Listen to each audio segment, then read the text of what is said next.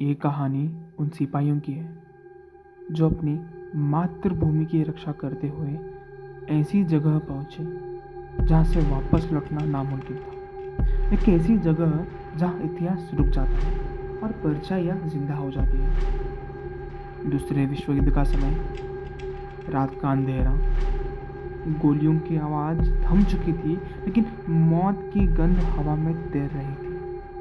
British सेना के कुछ सिपाही फ्रांस के एक छोटे से गांव के पास फंसे हुए थे।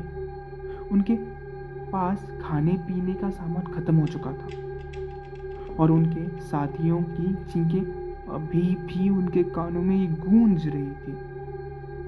सिपाहियों में से एक विलियम्स सबसे छोटा और सबसे जिज्ञासु था। उसे वो गांव अजीब लगता था। गांव के लोग कहते थे, रात में खंडर की तरफ मत जाना, वहां जो गया कभी लौटकर नहीं आया। लेकिन सैनिकों को कहीं ना कहीं पनाह लेनी थी। खंडर ही एकमात्र विकल्प था।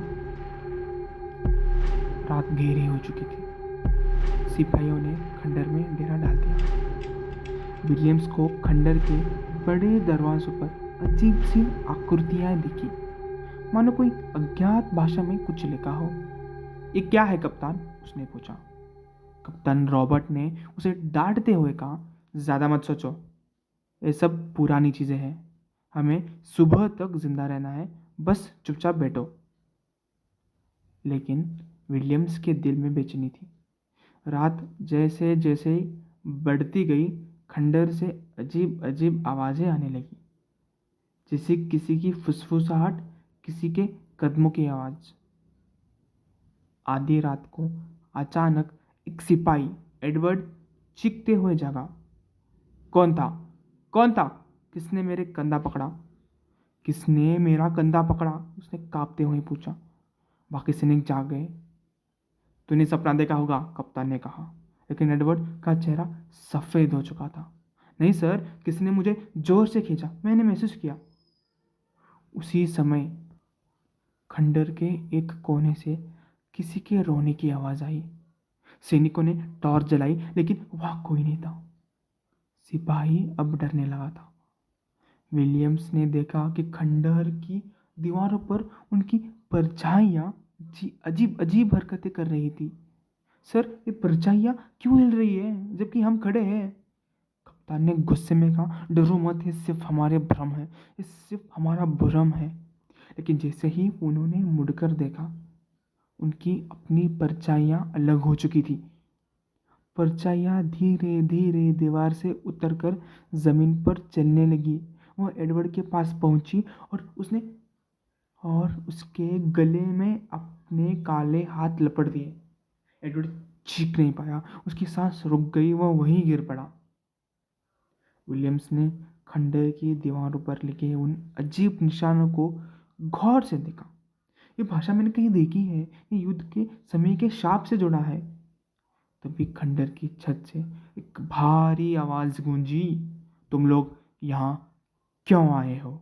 ये जगह मौत का दरवाजा है।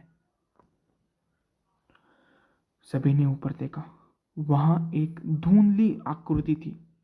वह जर्मन सैनिकों के कपड़े में पहना हुआ था, लेकिन उसका चेहरा जल चुका था। मैं कर्नल हांस हूं। मेरे सैनिकों ने यहाँ अपनी मौत देखी, अब तुम भी देखोगे। विलियम्स ने साहस जुटाकर पूछा, तुम्हारा क्या मतलब है? हमने तुम्हारा क्या बिगाड़ा? कर्नल हांस ने ठहाका लगाया, ये खंडर कभी हमारा छावनी थी। हम यहाँ फंसे हुए थे। भूख, प्यास और डर ने हमें मार डाला, लेकिन हमारा गुस्सा यहीं रह गया। अब जो भी यहाँ आता है उसे वह दर्द महसूस करना पड़ता है। सिपाही समझ गए कि वे फंस चुके थे। एक एक करके सैनिकों की परछाइयां अलग होने लगी।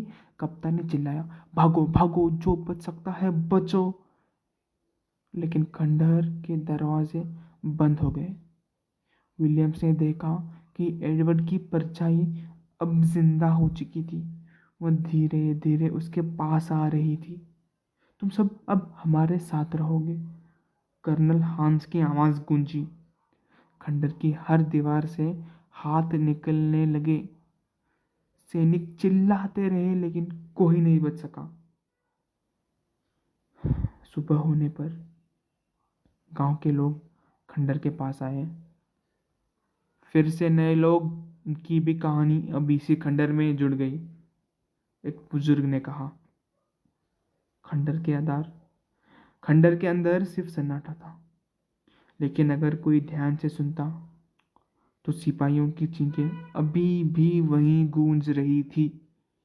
कभी कभी युद्ध सिर्फ मैदानों में नहीं लड़ा जाता, कभी कभी वह हमारी आत्माओं को पकड़ लेता है, और जब आत्माएं मुक्त नहीं होती तो वे वही दर्द दूसरे को महसूस कराती है।